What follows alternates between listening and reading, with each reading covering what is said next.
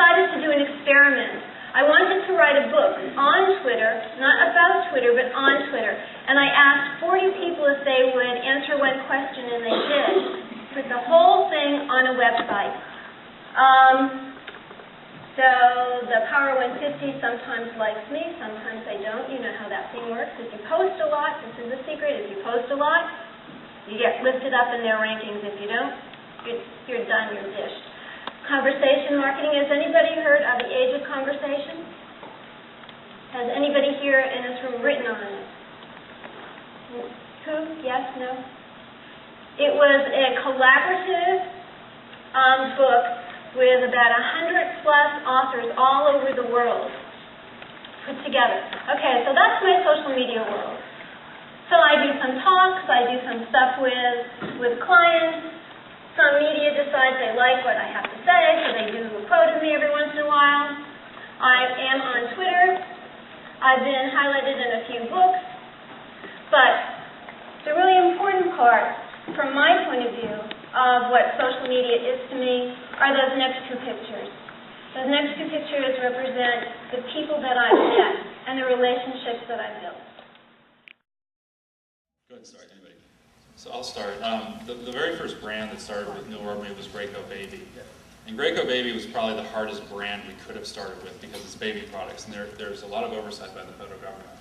So the biggest obstacle for them was really our legal department. And our legal department's there to avoid risk, right, or to mitigate risk wherever possible. So when you're going out and talking about baby products, the one big bugaboo is if you tell someone how to install, how to use a product incorrectly, and it causes a baby to be hurt or killed, that is the big bugaboo. So you have to be very careful about what you say.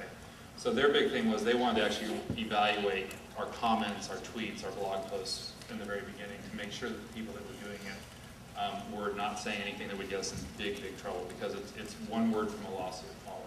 It seems kind of counterintuitive to start with the most legally indefensible product. How did that come about? Yeah, that's correct. It's actually, New Urban is kind of an interesting company because it's a portfolio of brands, and each of the brands has a vice president of marketing. The vice president of marketing for Graco Baby, at the time she's now been promoted, and well worth it, she should have, was very risk taker. She was very entrepreneurial, and she was looking for ways to expand the digital marketing for that brand. And she felt that it was worth taking the risk, and it was a fairly reasonable cost to enter social media. This was about 2 years ago. And so she did it. And it was really her as a pioneer, and then Lindsay Labresco, who some of you may know, who was a Graco Baby spokesperson. And they did it together, and then they went from there. We'll talk about some examples of that a little bit later. Seth, a little bit from you. You know, one of the bigger challenges, and I think it's an ongoing challenge that every one of us probably still faces, is education.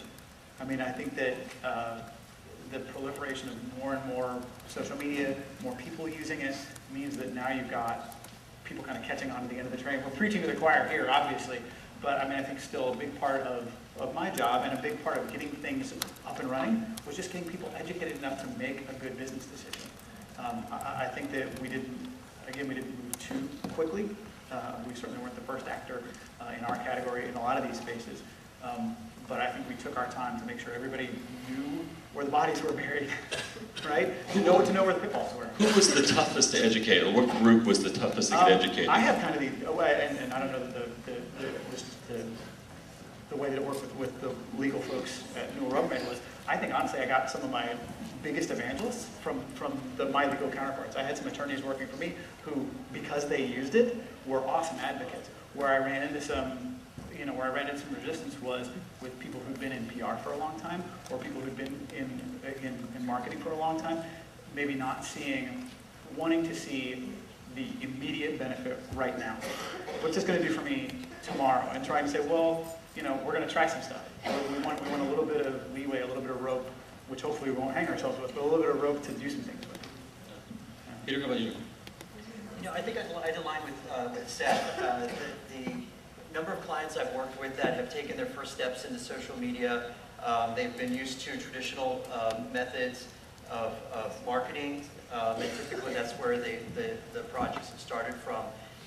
And ultimately it can come from marketing and finance, where the budgeting that was assigned to do the print ad or the TV or the events that they were going to do, they already know kind of like why.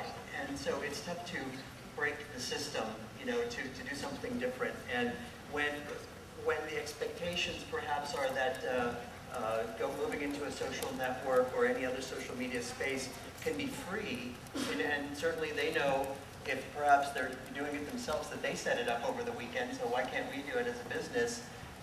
There's that missing piece of understanding the production costs of maintaining it. So just like setting up your event or shooting a TV commercial or something like that, there's production costs and resources to make all that happen, although the platform and outcome was somebody else's free service. Well, talk about that for a second, because I'm sure each one of you had to Taking a broad spectrum of information about Facebook, Twitter, the top things not to do. Tamar Weinberg's book, The New Hello. Community Rules, is a really good one. Mashable on a daily basis.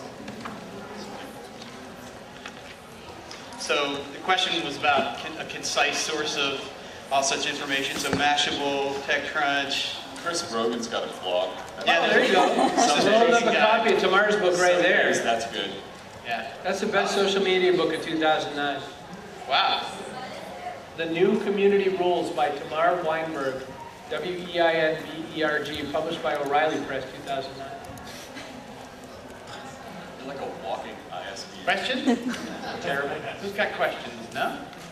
Everybody's ready to party. For somebody who's just starting out in the consultancy, what's one piece of really good advice that you wish you had known? Add a 0 to whatever you quote the client. Amen. Ask for the money. Yeah, don't be afraid to ask. That's totally right.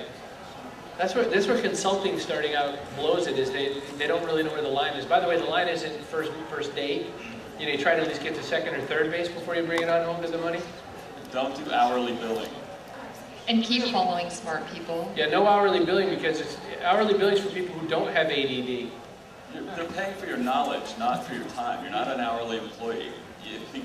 Just because you can reach a result faster than the next guy, that's actually a benefit. There's a value to you getting something done faster. So charge by the project. So we've got